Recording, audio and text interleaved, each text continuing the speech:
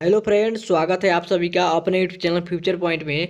तो दोस्तों, आज के इस वीडियो में मैं बताने वाला हूं बिहार बोर्ड मैट्रिक परीक्षा 2026 के लिए संस्कृत का ऐसे क्वेश्चन जो बिहार बोर्ड में बार बार पूछे जाते हैं। तो इस वीडियो को शुरू से अंत तक देखिएगा।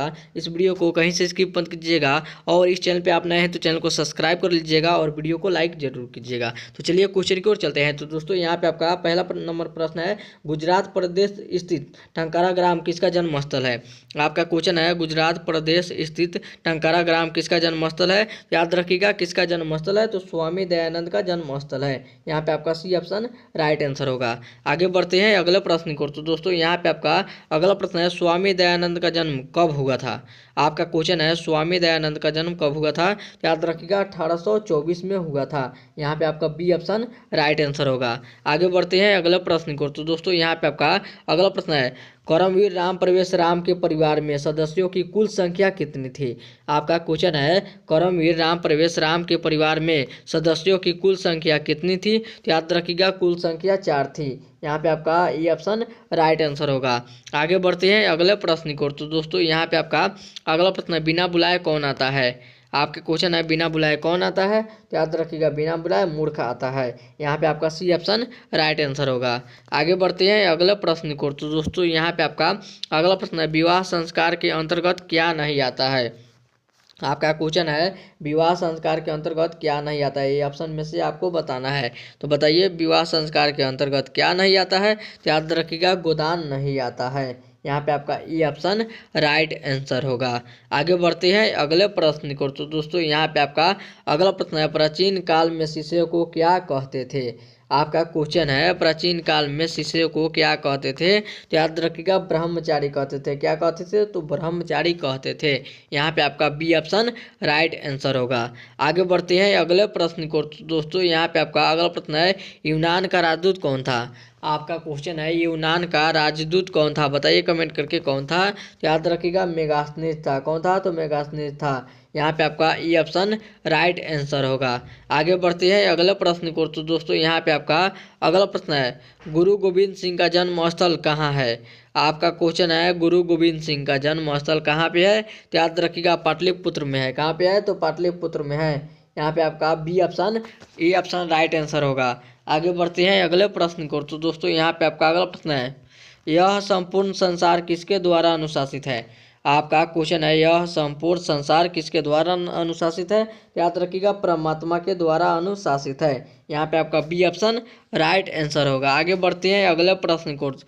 तो दोस्तों, यहाँ पे आपका अगला प्रश्न है, महान से भी महान क्या है। बताइए कमेंट करके महान से भी महान क्या है। तो याद रखिएगा महान से भी महान आत्मा है। यहाँ पे आपका ई ऑप्शन राइट आंसर होगा। आगे बढ़ते हैं अगले प्रश्न को। तो दोस्तों, यहाँ पे आपका अगला प्रश्न है, इस समय संसार किस महासागर के मूलकंभ्य स्थित है दिख रहा है। बताइए कमेंट करके किस मुख्य कुल दिख रहा है। बताइए कमेंट करके कब दिख रहा है। तो याद रखिएगा अशांति महासागर दिख रहा है। क्या दिख रहा है, तो अशांति महासागर दिख रहा है। यहाँ पे आपका बी ऑप्शन राइट आंसर होगा। आगे बढ़ते हैं अगले प्रश्न को। तो दोस्तों, यहाँ पे आपका अगला प्रश्न है, एक देश दूसरे देश को क्या देखकर जलता है। आपका क्वेश्चन है, एक देश दूसरे देश को क्या देखकर जलता है। तो याद रखिएगा उत्कर्ष देखकर जलता है। क्या देखकर जलता है, तो उत्कर्ष देखकर जलता है। यहाँ पे आपका सी ऑप्शन राइट आंसर होगा। आगे बढ़ते हैं अगले प्रश्न को। तो दोस्तों, यहाँ पे आपका अगला प्रश्न है, परपीड़न किसके लिए नहीं होता है। आपका क्वेश्चन है, परपीड़न किसके लिए नहीं होता है। बताइए कमेंट करके किसके लिए नहीं होता है। तो याद रखिएगा पाप के लिए नहीं होता है। यहाँ पे आपका बी ऑप्शन राइट आंसर होगा। आगे बढ़ते हैं अगले प्रश्न को। तो दोस्तों, यहाँ पे आपका अगला प्रश्न है, दुख का विषय क्या है। आपका क्वेश्चन है, दुख का विषय क्या है। तो याद रखिएगा अशांति है। क्या है, तो अशांति है। यहाँ पे आपका सी ऑप्शन राइट आंसर होगा। आगे बढ़ते हैं अगले प्रश्न को। तो दोस्तों, यहाँ पे आपका अगला प्रश्न है, ऋषि गौतम ने किस दर्शन की रचना की। आपका क्वेश्चन है, ऋषि गौतम ने किस दर्शन की रचना की। बताइए कमेंट करके किस दर्शन की रचना की। तो याद रखिएगा न्याय दर्शन की रचना की। किसकी रचना की, तो न्याय दर्शन की रचना की। यहाँ पे आपका बी ऑप्शन राइट आंसर होगा। आगे बढ़ते हैं अगले प्रश्न को। तो दोस्तों, यहाँ पे आपका अगला प्रश्न है, वैर से वैर का शासन क्या है। आपका क्वेश्चन है, वैर से वैर का शासन क्या है। बताइए कमेंट करके शासन क्या है। तो याद रखिएगा असंभव है। क्या है, तो असंभव है।